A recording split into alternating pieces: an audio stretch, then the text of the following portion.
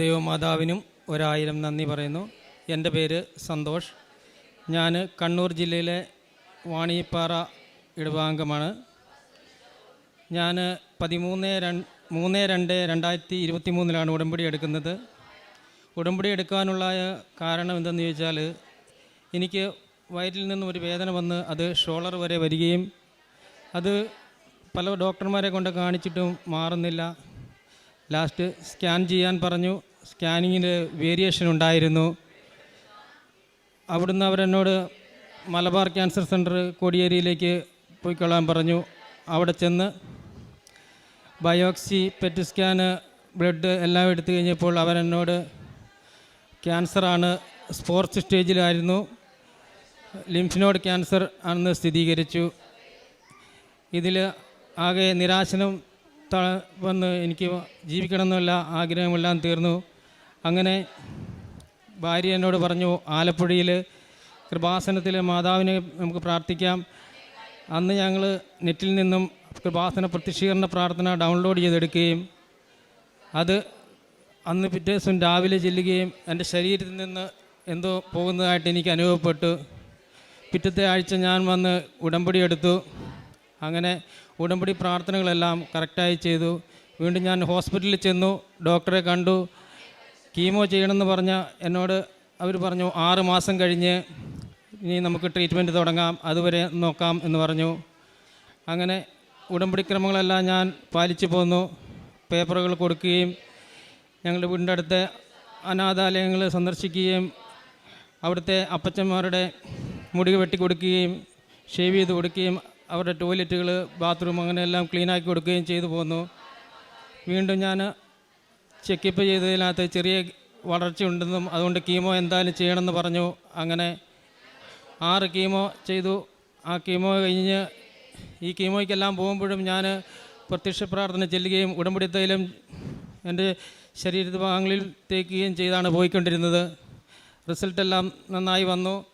അങ്ങനെ ഞാൻ കോഴിക്കോട് മിംസിൽ പോയി പെറ്റ് സ്കാൻ എടുത്തു. അതിൽ എനിക്ക് എൻ്റെ ശരീരത്തിൽ നിന്ന് ക്യാൻസറിൻ്റെ എല്ലാ അംശങ്ങളും എൻ്റെ അമ്മ മാതാവ് വഴി എനിക്ക് നേടിത്തന്നതായി ഞാൻ ഉറച്ചു വിശ്വസിക്കുന്നു.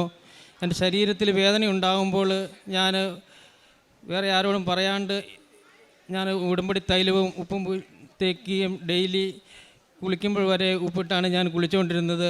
അതിൻ്റെ ഫലമായി എൻ്റെ ശരീരത്തിൽ നിന്ന് ക്യാൻസറിൻ്റെ എല്ലാ രോഗങ്ങളും എൻ്റെ മാറ്റി. ഇനിയും 3 മാസം കൂടുമ്പോൾ ചെക്കപ്പ് മാത്രം ചെയ്താൽ മതി എന്നാണ് ഡോക്ടർമാർ പറഞ്ഞിരിക്കുന്നത്. അതുപോലെ തന്നെ 20 വർഷമായി എനിക്ക് ശ്വാസമുട്ടലുണ്ടായിരുന്നു. ഇൻഹേലർ ഉപയോഗിച്ചിരുന്നു. ഞാൻ ഈ അസുഖം വന്നതിൽ ആകെ മനസ്സ് മരവിച്ചുകൊണ്ട് ഈ ശ്വാസമുട്ടലിൻ്റെ കാര്യം ഉടമ്പടിയിൽ വെക്കാൻ മറന്നുപോയി. ഉടമ്പടി വെച്ച് 1 മാസത്തിനുള്ളിൽ എനിക്കത് പരിച്ഛേദം മാറി. ഇപ്പോൾ 1.5 വർഷമായിട്ട് മരുന്നോ വേറെ കാര്യങ്ങളോ ഒന്നുമില്ല.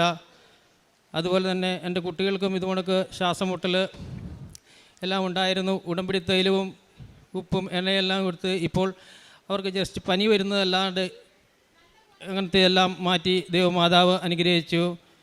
വൈഫിന് സ്ഥിരമായി പരു വരികയും അത് കീറി കളഞ്ഞ് തിരിവെക്കുകയും ചെയ്യുമായിരുന്നു. അതിൽ നിന്നും ദൈവം ഉടമ്പടി തൈലം പുരട്ടി ഞങ്ങളെയും കുടുംബത്തെയും അനുഗ്രഹിച്ചു. കാരുണ്യ പ്രവൃത്തികളായിട്ട് ഞാൻ പേപ്പർ എല്ലാ മാസവും ഇവിടുന്ന് കിട്ടുന്നത് കൊടുക്കുകയും പള്ളികളിൽ പോകുമ്പോൾ അവിടെ ആരെങ്കിലും കൊണ്ട് ഉപേക്ഷികളെന്ന് പേപ്പറുകൾ കൊടുക്കുകയും ചെയ്യും. ഞങ്ങളുടെ വീടിൻ്റെ അടുത്തൊരു സ്നേഹഭവനുണ്ട്. അവിടെ പോയി അവരെ ശുശ്രൂഷിക്കും. എല്ലാ ആഴ്ചകളിലും അവരെ സന്ദർശിക്കും. അവർക്ക് വേണ്ട കാര്യങ്ങൾ എൻ്റെ ശമ്പളത്തിൻ്റെ ആയാലും എൻ്റെ വരുമാനത്തിൻ്റെ ആയാലും 10% വരെ ഞാൻ അവരെ പോലെയുള്ളവരും പിന്നെ ഞാൻ മരുന്ന് പോയപ്പോൾ ആശുപത്രിയിൽ നിന്ന് കണ്ട രോഗികൾക്കും എല്ലാം അയച്ചു കൊടുക്കുകയും അവരെ സഹായിക്കുകയും ചെയ്യും. പിന്നെ ഉടമ്പടി എടുക്കാൻ അവർക്ക് വേണ്ട സപ്പോർട്ടുകൾ ചെയ്യുകയും അവർക്ക് വേണ്ട വണ്ടിക്കൂലിയും സാമ്പത്തികമായി അവരെ ഇങ്ങോട്ട് ഒഴിഞ്ഞു വിടാൻ കുറേ പേരെ ഞാൻ പൈസ കൊടുത്ത് സഹായിച്ചിട്ടുണ്ട്. അതുപോലെ പേപ്പർ വിതരണം ചെയ്യുമ്പോൾ വിശ്വാസ പ്രമാണം ചൊല്ലിയിട്ട് എല്ലാവർക്കും ഞാൻ വിതരണം ചെയ്യലുണ്ട്. എല്ലാ ദിവസവും പരമാവധി ഞാൻ കുർബാനയിൽ സംബന്ധിക്കും. 20 ദിവസം കൂടുമ്പോഴെങ്കിലും പരമാവധി കുമ്പസാരിക്കും. ദൈവത്തോട് കൂടുതൽ അടുക്കുവാനും ഈശോയോട് ഒത്തിരി സമയം പ്രാർത്ഥനയിൽ കണ്ടെത്തുവാനും ജപമാല ചെല്ലുവാനും ബൈബിൾ 1/2 മണിക്കൂർ മേലെ വായിക്കുവാനും ഇപ്പോൾ സാധിക്കുന്നുണ്ട്. പണ്ടൊക്കെ ഒരു ക്രിസ്ത്യാനി എന്ന രീതിയിൽ ഞാൻ ജീവിച്ചിരുന്ന ഞാനിപ്പോൾ എന്ത് കാര്യത്തിനും അമ്മ മാതാവിനെ മുറുകെ പിടിച്ചാണ് മുമ്പോട്ട് പോകുന്നത്. ഇപ്പോൾ ഒരു പ്രാർത്ഥനയേ ഉള്ളൂ, ഉടമ്പടി ജീവിതത്തിൽ അവസാനം വരെ ജീവിച്ച് മുന്നോട്ട് പോകുവാനും അങ്ങനെ നിത്യതയിലെത്തുവാനും ദൈവമേ അനുഗ്രഹിക്കണമേ എന്ന പ്രാർത്ഥനയാണ്.